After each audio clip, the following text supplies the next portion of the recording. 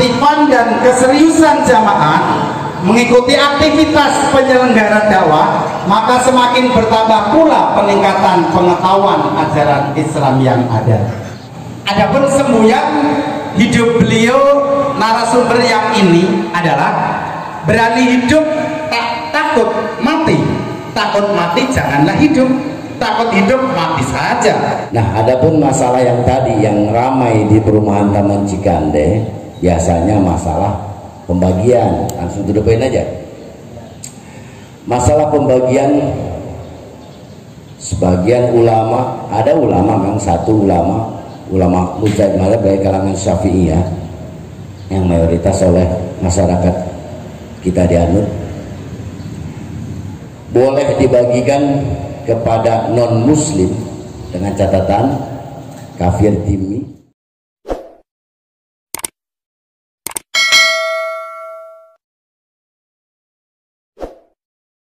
Terima kasih dari Pak Haji Zainal Abidin. Kita lanjut kepada narasumber kita yang berikutnya, Bapak Haji Ahmad Romli. Pada beliau kami persilakan.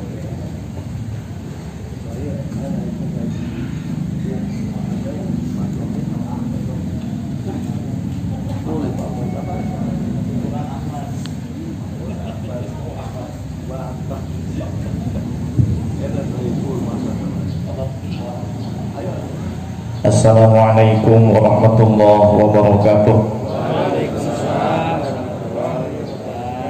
Bismillah walhamdulillah wassalatu wassalamu ala rasulillah wa ala alihi wa sahbihi wa man tabi'a hudahu wa wala. Amma ba'du, para hadirin wal hadirat muslimin muslimat rahimani wa iyyakumullah. Yang saya hormati guru kita semua, Al-Mukarram Kiai Haji Syekhul Bahri, Al-Mukarram Kiai Zubaidi, Al-Mukarram Kiai Haji Zainal Abidin. Mudah-mudahan guru-guru kita khususnya yang hadir di pagi hari menjelang siang ini selalu diberikan kesehatan dan panjang umur. Segenap pengurus DKM At-Taqwa yang berbahagia,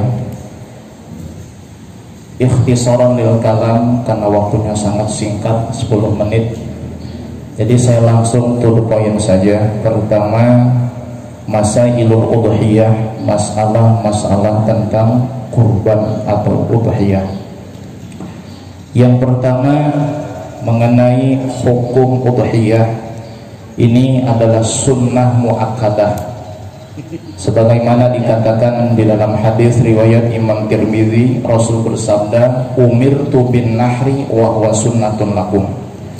Aku diperintahkan berkurban oleh Allah Azza wa Jalla, dan kurban itu hukumnya sunnah bagi kamu sekalian. Sehingga bagi orang yang memang disunahkan baginya untuk berkurban, yukrohu liman tusanu lahu tarkuhat, makruh jika ia meninggalkan berkurban. Jadi kurban itu bukan sunnah seumur hidup sekali, tapi sunnah setiap tahun bagi orang yang mampu. Lil khilafi fi wujubiha, karena ada perbedaan pendapat ulama mazhab tentang masalah hukum kurban.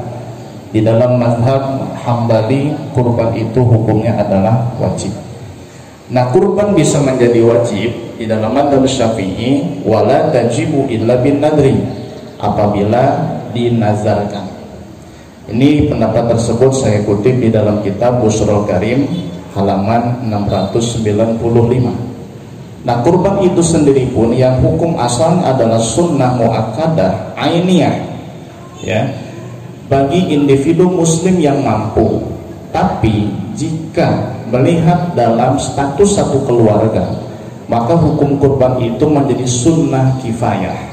Artinya jika dalam satu anggota keluarga sudah ada satu yang berkurban tahun itu, maka anggota keluarga lain tidak dituntut untuk berkurban. Artinya ketika mereka tidak berkurban, mereka tidak makruh. Nah, bukan berarti satu ekor kambing itu bisa kurban untuk satu keluarga, tidak. Satu kambing tetap untuk satu individu. Masalah yang kedua adalah keutamaan berkurban.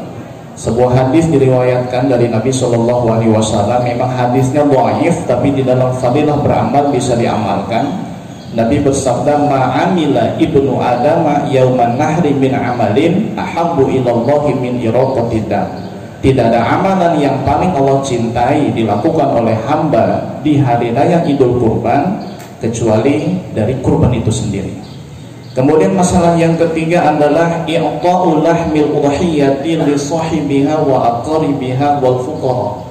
Memberikan daging hewan kurban kepada si pengkurban itu sendiri, kerabat-kerabatnya dan fakir miskin. Ini disebutkan di dalam beberapa referensi yang saya bawa di sini, yaitu kitab I'anatul Talibin juz 2 halaman 333 sampai 334. Yang kesimpulannya adalah yang pertama, yahrumul aklu min udhiyatin aw hadyin wajaba binadri. Jika kurban itu wajib, maka hukumnya haram dimakan oleh si pengkurban itu sendiri kalau wajib, dengan cara dinadarkan. Masalah yang kedua adalah yajibu tasadduqu walau ala faqirin wahidin. Jika kurban itu sunnah, maka sebagian daripada daging kurban itu wajib, wajib disedekahkan kepada fakir meskipun satu orang, dengan catatan daging itu ni'an, adalah daging yang mentah walau yasira, meskipun sedikit.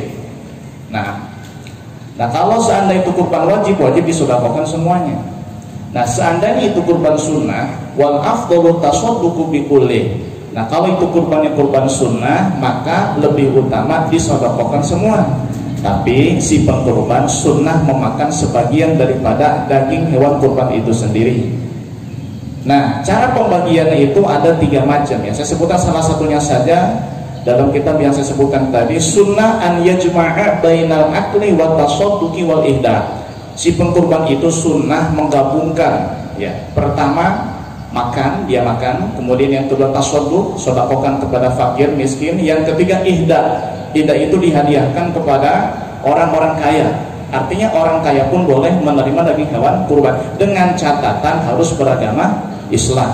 Sehingga disebutkan dalam kitab Al-Iqna ya, fi halli al-fadhi Abi Suja' juz 2 halaman 592 sampai 593. Jadi syarat orang-orang miskin atau orang kaya yang menerima hewan kurban itu harus beragama Islam. Fala yajuzu i'ta'uhum minha. Nah orang yang tidak Islam itu tidak boleh diberikan daging hewan kurban, sebagaimana disebutkan dan dipaparkan dalam Mukhtasar Al-Buwaiti. Tapi ada dalam kitab Majmu' Syarah Muhadzab disebutkan jawazu it'ami fuqara'i ahli zimmati. Fakir ahli zimmah, fakir kafir zimmi, ini boleh menerima daging hewan kurban. Kafir zimmi yang fakir, kalau yang kaya tidak. Nah status non muslim di negara kita itu maksudnya dalam kategori apa? Saya pernah lihat di dalam kitab Kasyifatus Saja karangan Syekh Nawawi, di situ ada 4 macam jenis kafir. Yang pertama kafir harbi, wa huwa alladzi la sulha lahu ma'al muslimina qalahul fayyumi. Kafir harbi itu adalah kafir yang tidak memiliki perjanjian damai terhadap umat Islam. Yang kedua kafir zimmi, wa huwa man aqada al-jizyata ma'al imami aw naibihi, yaitu kafir yang membuat perjanjian damai atau yang tinggal di bawah hukum negara Islam dengan perjanjian ia akan membayar jizyah kepada pemimpin, kepada imam atau kepada wakil daripada imam itu sendiri. Nah yang ketiga kafir mu'ahad, itu man aqada musalahatan ma'al imami aw naibihi min ahlil harbi ala tarkil qitali fi arba'ati asyhurin aw fi 10 sinina. Kesimpulannya kafir mu'ahad itu adalah kafir harbi yang mengadakan perjanjian damai tidak berperang terhadap orang-orang Islam. Dan yang keempat kafir mu'amman, yaitu man aqadal amana ma'abadil muslimina fi arba'ati ashhurin faqat, yaitu kafir yang membuat perjanjian damai beserta umat Islam yang lain selama 4 bulan.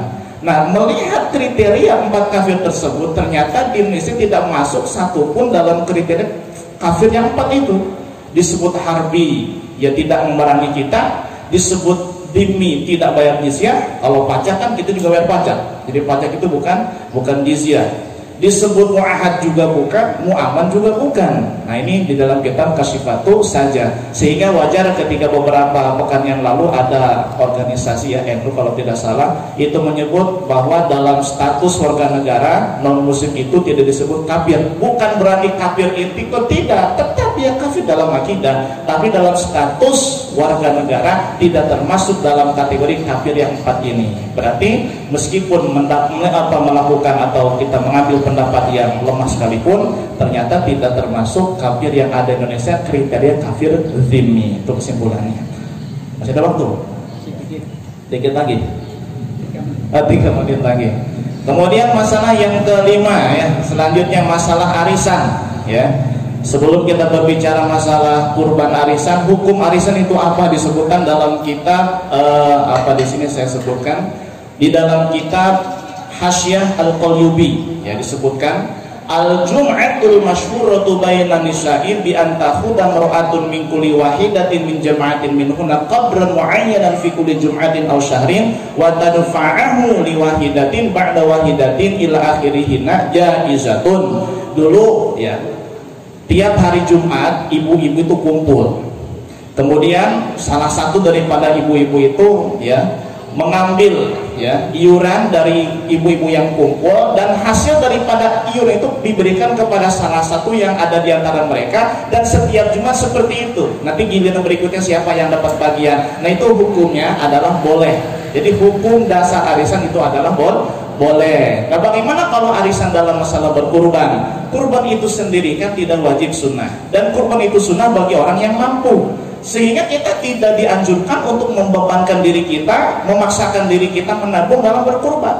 Ini dalam spesifikasi hukum asalnya. Tapi seandainya kita pun menabung, melakukan arisan dalam berkurban, tidak apa-apa. Tapi tidak ada tuntutan untuk ke sana. Nah, begitu pula arisan haji seperti itu ya. Kita tidak diwajibkan haji kalau tidak mampu, dan kita pun tidak wajib nabung. Kalau kita mampu, kita berangkat haji. Nah orang yang mengadakan arisan semacam itu pun hukumnya tidak apa-apa. Nah kemudian selanjutnya masalah hukum menjual kulit kurbannya. Langsung saja lah saya sebutkan hukumnya, tidak usah bacakan ibaratnya karena panjang sekali. Hukumnya di dalam mazhab kita dan mazhab yang lain pun sama ya, tiga ulama mazhab Syafi'i, Hambali dan Maliki mengatakan tidak boleh menjual kulit hewan kurban atau apapun daripada bagian hewan kurban itu sendiri, tidak boleh. Untuk apapun tidak boleh. Dijual pakai apapun nggak boleh. Ya, dijual pakai panci misalnya, barter. Yang namanya jual beli kan barter, ya. Karena sekarang sudah ada alat tukar uang, berarti ya jual beli pakai uang. Dulu kan nggak pakai uang. Artinya dibarter dengan apapun nggak boleh. Nah nggak boleh pokoknya. Intinya boleh, harus dibagikan. Tapi di dalam mazhab Abu Hanifah yang mengatakan boleh. Nah ini mazhab Abu Hanifah nih, yang mengatakan boleh menjual ya kulit hewan kurban sebelum disembelih atau setelah disembelih, bagian apapun dijual silakan, dengan catatan setelah dijual uang tersebut dibagikan kepada fakir miskin lagi, bukan buat panitia. Nah itu dalam mazhab Abu Hanifah seperti itu. Nah permasalahannya boleh tidak kita berbeda mazhab dalam masalah tersebut. Dalam kitab Bughyatul Mustarsyid disebutkan boleh kita mengambil satu pendapat di mazhab yang lain dengan catatan yang pertama harus dalam satu qadiyah, dalam satu masalah. Tidak boleh kita taufik mengambil yang enak-enak aja, nggak boleh. Ya kalau maunya sepaket. Ya di dalam masalah waktu penyembelihan, di dalam kriteria hewan kurbannya pun, di dalam kriteria cara menyembelihnya, di dalam masalah ketika dijual uangnya dikemana, tapi sepaket. Nggak boleh kita ngambil, saya pengen ngambil mazhab Abu Hanifah boleh menjual kulit kurban nanti uangnya buat panitia, nggak boleh. Ya karena itu tidak ada yang mengatakan seperti itu. Nah kemudian syarat yang kedua, kalau darurat boleh kita mengikuti mazhab yang lain di dalam satu masalah. Itu masalah kurban. Dikit lagi masalah zakat. Dikit lagi ya. Masalah zakat ya hukum sudah jelas ya. Kemudian fadilah sudah jelas. Masalah mohon maaf. Zakat nanti kita oh ya saya season kedua. Ya maaf. Karena ya seperti itulah. Jadi mohon maaf kepada para sepuh ya. Terlalu semangat menekan jiwa muda ya. Masih paling muda saya di sini, 17 tahun alhamdulillah. Lewat sedikit. Hadani Allah wa yakum ajmain. Assalamualaikum warahmatullahi wabarakatuh. Baik, terima kasih Bapak Haji Romli. Kita lanjut langsung kepada Bapak Haji Jubaidi. Monggo Pak Haji.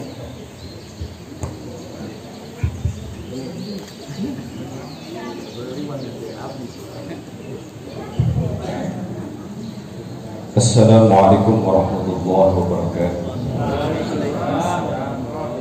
Alhamdulillah rabbil alamin wassalatu wassalamu ala asyrafil anbiya'i wal mursalin sayyidina Muhammadin wa ala alihi wa ashabihi ajma'in. Amma ba'du. Qad qala Allah ta'ala fil Qur'anil Karim, a'udzu billahi minasyaitonir rajim. Bismillahirrahmanirrahim. Qad aflaha man tazakka wa dzakara isma rabbih fasaddaqa bil ayat.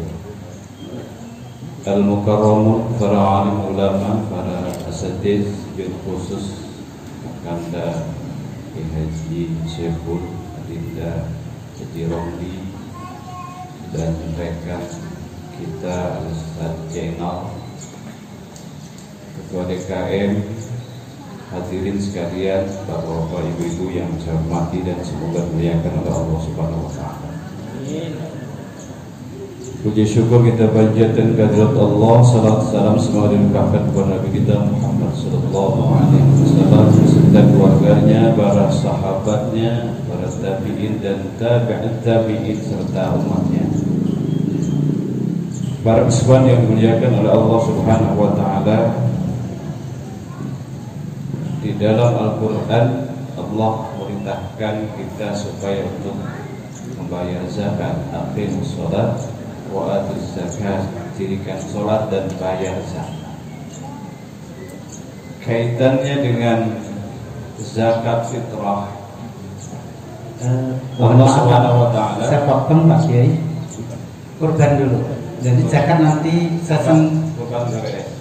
Kita belum. Ini season pertama adalah khusus kurban. Oh gitu. Ya. Jadi kita ikutin season pertama dulu. Jadi kita dari semua nanti jadi, semua bagian. Oke, Ya, terima kasih. Ya. Kurban. Ya, semua kurban khusus. Ya. Oke. Para jamaah yang dimuliakan oleh Allah Subhanahu wa taala, perihal tentang kurban, Allah Subhanahu wa taala berfirman, "Fashalli li rabbika wanhar," maka salatlah kamu dan berkurbanlah. Salat dalam hal ini adalah salat Aidil Adha, kemudian berkurbanlah. Setelah salat kemudian kita berkurban, sehingga konsekuensi hukumnya bahwa ketika kita mau berkorban harus dilaksanakan setelah salat Idul Adha. Jadi tidak boleh kita berkorban sebelum Idul Adha. Dan waktunya itu adalah pada saat hari Nahar, hari Lebaran, dan 3 hari berikutnya adalah hari Tasyrik. Adapun masalah kurban tadi sudah jelas dijelaskan tentang hukumnya, kemudian tentang kurban arisan dan sebagainya. Saya ingin menguatkan saja, yang penting bagi kita adalah bahwa kurban itu adalah hukumnya sunnah muakkad itu bagi mereka orang yang mampu. Jadi kalau tidak mampu tidak mesti dipaksakan, tidak mesti kita harus menabung arisan dan lain sebagainya. Ada hadis, man wajada sa'atan wa lam yudhi fala yaqrabanna musallana. Siapa yang punya kemampuan dan dia tidak berkurban, maka janganlah mendekati tempat musola, tempat sholat kita. Hadis ini dipahami oleh mazhab Imam Syafi'i adalah sunnah muakkad. Itu pun adalah bagi mereka yang mampu. Jadi kalau arisan ya boleh saja. Jadi hukumnya tidak sunnah muakkad lagi. Jadi boleh saja. Ya karena boleh saja, ya silahkan, mau arisan juga gak apa-apa, mau nabung juga gak apa-apa. Yang penting adalah bagi kita ya mau berkorban atau tidak, ini kan yang jadi masalah, ya kan? Ya, terkadang bagi orang yang mampu mau berkorban, kemudian bagi yang miskin ya tidak berkorban, ada juga. Tapi ada orang yang miskin nabung, ya kan, arisan mau berkorban, tapi orang kaya tidak mau berkorban. Ini sebaliknya. Nah, oleh karena itu, jadi saya tidak perlu jelaskan lagi tentang hukumnya, sudah jelas. Kemudian makan dagingnya adalah sudah jelas. Hanya saja memang ada pembagian mengenai pendistribusian daging kurban ini. Bisa adalah disedekahkan, bisa dihadiahkan, dan bisa dimakan. Kalau kita mau makan daging kurban sunnah adalah tidak boleh lebih dari sepertiga.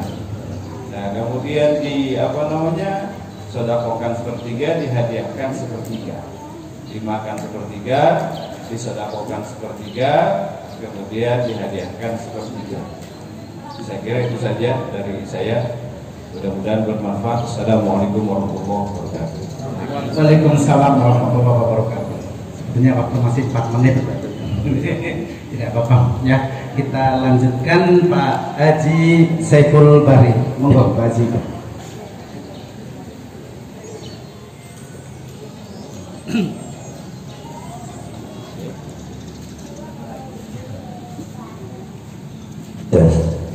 Assalamualaikum warahmatullahi wabarakatuh.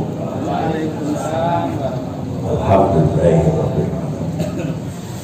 Tamada syarabil anbiya'i wal mursalin wa ala alihi wa sahbihi ajmain. Rabbi shrah li sadri wa yassir li amri wa hlul 'uqdatam min lisani yafqahu qawli. Amma ba'du. Ma'asyiral muslimin rahimakumullah, hayatakum. Para asatid yang saya muliakan, wabil khusus pada hujan, wabil khusus juga kepada guru-guru kita semua, Adinda Jasra Jenderal Abidi, Ustaz Haji Romli, Ustaz Jubaidi, mudah-mudahan dimuliakan Allah Subhanahu wa Ta'ala. Amin. Hadirin jamaah majelis taklim yang dimuliakan oleh Allah Subhanahu wa Ta'ala. Terus terang hari ini sebenarnya saya nggak mau hadir hari ini, sebab dari 2 malam kemarin saya 2 bulan alhamdulillah saya nggak bisa baca. Jangankan mungkin saya baca tadi biografi tentang saya pribadi nggak baca, dikasih level hurufnya huruf 8, saya bilang huruf yang 16 ya, baru kelihatan. Lagi yang tadi adik saya itu Kiai Haji Romli, dia punya catatan lalu disodorkan ke saya. Alhamdulillah nggak kebayang sama sekali, nggak kelihatan sama sekali. Saya minta doanya kepada para hujaj, para hadirin, mudah-mudahan mata saya ini disembuhkan. Amin. Amin. Sebab saya ini mungkin akan lebih bertanggung jawab kepada semua.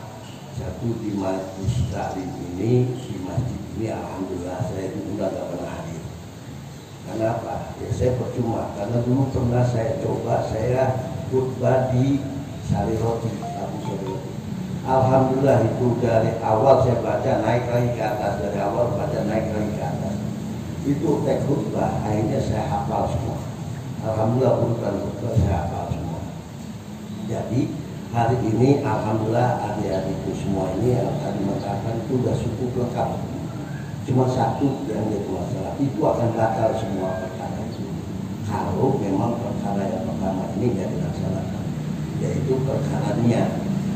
Jadi semua kurban zakat apapun itu harus ada perkara yang pertama, yaitu perkara niat. Jadi kalau niat yang nggak ada, kita orang saya mau kurban tetap kita tidak bisa itu berkurban kalau kita tidak diniatkan dengan sebenarnya. Sampai sholat pun itu tidak bisa sholat kalau kita nggak ada niat. Sampai wudhu pun itu tidak sah wudhunya kalau tidak niat. Wabil khusus pada rekan saya ini, saya aja ini Bapak RW ini. Mudah-mudahan sehat selalu itu Bapak RW. Ini agak kelihatan nih Pak RW jauh juga nih. Karena saya pakai kacamata ini bukan kacamata normal, nih kacamata baca yang saya pakai. Jadi alhamdulillah, makanya saya di sini aja makanya saya tadi kayak Jerome itu masih nggak kelihatan ya. Kalau janda kelihatan kan. Terus sama duit yang ratusan ribu baru kelihatan. Itu baju besar 12 tidak kelihatan itu. Duit yang warna ungu sama duit yang warna merah itu kelihatan pasti. Nggak kelihatan mau kebangetan itu saya nggak bisa jajan. Ya mudah-mudahan begini. Yang pertama adalah niat ya. Jadi walaupun kita punya seapapun kekuatan kita, mungkin dana yang kita miliki, tapi kalau nggak ada niat itu akan bisa membatalkan kita semua. Apapun pekerjaan kita akan batal. Makanya di dalam hadis disebutkan innamal a'malu binniyat wa likulli imri'in ma nawa. Nah itu jadi semua dengan niat. Yang kedua, apapun bentuk yang pertama kali yang saya akan harapkan ini kepada rekan-rekan yang motong, baik motong itu daging kurban maupun motong itu daging kurban atau hewan sapi maupun hewan kambing, itu harus diniatkan. Jangan seenak yang mentang-mentang dia bisa motong, main potong aja gitu. Kayak Pak Yusuf itu kan jago itu motong, dan potong aja niat mah ada. Ya, jangan, maaf itu Haji, kesukaan saya itu ya. Jadi kalau apapun bentuknya diniatkan dulu. Makanya lebih baik begini, kepada seluruh rekan-rekan yang jadi panitia dan kurban, niatkan lebih awal itu namanya majmu', niatkan lebih awal baru nanti khos, niatkan lebih khusus. Jadi itu yang lebih afdol. Jangan sampai lepas daripada ini. Maka itu yang paling bahaya. Terus yang kedua, kepada rekan-rekan yang ada, ini jadi masalah kadang-kadang daging kurban. Apa daging kurban bermasalahnya? Pada saat memotong itu kita harus tahu teorinya. Nggak perlu mungkin saya ajarkan kepada satu angkatan dan satu perguruan. Ustaz Jainal itu kan ahli potong kebo itu. Nggak perlu saya ajarkan. Jadi motong daging kebo atau motong daging kambing, kalau memang itu supaya tidak bau, awas, perlu dipegang. Siapapun bisa motong. Kalau megang motong daging kebo atau daging kebo, jangan sampai kambing kebo itu napas. Kalau kambing kebo itu sampai dulu napas itu bau pasti. Jadi kalau diniatkan sampai kalau bukan kebo itu dan kambing tidak lagi bernapas, bau, sikat, potong. Insya Allah tidak ada yang disebut bau dalam yang dimakan. Yang sering kita makan bau itu karena daging kebo itu sering bau. Itu karena apa? Kerbaunya itu bernapas atau kambingnya itu bernapas. Nah, dan yang menyembelihnya juga nggak boleh napas. Sebab kalau menyembelih napas itu bisa bau. Terus tangan yang kiri ini nekuk pada bentuk supaya dia nggak keluar denyusan dari mulut, itu supaya nggak bau. Dan kemarin saya lihat dan saya kirim ke Pak Priatmoko, saya kirim ke Pak Yusuf yang tukang potong, itu ada sekarang di Cina itu ditusuk kan, lehernya ditusuk, dia tarik supaya keluar darahnya, udah selesai. Karena dia motongnya bukan dengan pisau, motongnya itu si sapi itu dikeluarkan dari kandang sapi, langsung diberdirikan, dipalu dengan palu godem yang ukuran 10 kilo. Jadi habis dipalu, petek, langsung dia jatuh, potong, ditusuk lehernya, tidak lagi digorok. Kalau di dalam muslim itu dipotong sampai putus 3 urat. Awas, ada urat sini, 1 urat tengah sama urat pinggir. Itu harus putus. Sebab yang membuat sapi itu kasihan, kadang-kadang 2 urat yang kita potong, 1 urat yang nggak putus. Itu harus 3 semua putus supaya lengkap, dan sunnahnya itu harus terputus semua. Makanya pada kawan-kawan ini, 1 yang tadi pertama kali niat, yang kedua pemotongan itu harus benar supaya dimakannya juga kepada kawan-kawan kita lebih enak.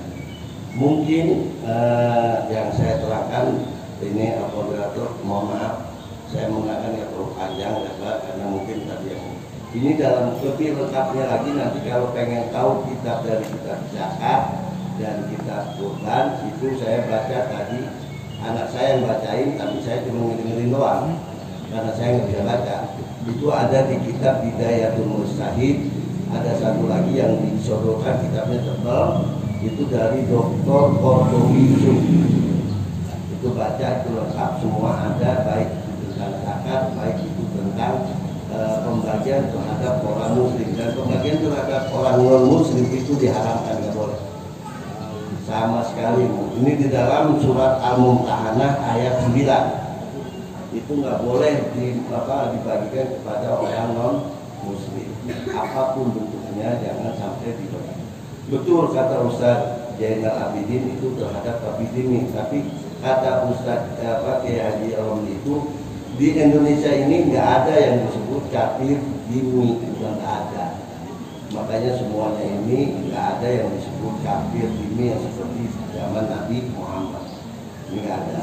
Ini semuanya ini orang kafir. Orang kafir di sini adalah yaktuluddin, memerangi agama. Apalagi sekarang ini orang-orang kita lagi dihantam dengan orang-orang Israel. Sudah pasti orang-orang yang Nasrani, Yahudi, dan Israel itu sudah pasti memerangi kita. Maka tidak lagi berhak untuk sudah 1 menit break. 1 menit lagi. Oh, berarti panjang. Jadi kalau 1 menit lagi kan 60 detik, masih panjang. Dan tidak boleh lagi kita memberikan kepada orang-orang yang disebut kafir. Kafir itu selain Islam, sudah pokoknya orang selain Islam itu disebut kafir. Tapi di dalam sholat tidak boleh Bapak mengatakan orang yang nggak sholat itu langsung kafir, jangan. Jadi kalau ada orang yang nggak sholat di dalam sholat itu belum tentu dia kafir. Itu namanya kafir di dalam itu penerangannya di dalam sebuah kitab itu angkar adalah ingkar. Jadi orang muslim yang meninggalkan sholat jangan kita menentukan dia adalah kafir. Tidak, angkar yaitu ingkar kepada agamanya sendiri. Jadi jangan kita mengatakan sholat kita lurus, sholat kita itu mencap orang lain langsung kafir dan nggak sholat, bukan. Angkar dia mengingkari agamanya sendiri. Kita taufiq wal hidayah. Wassalamualaikum warahmatullahi wabarakatuh.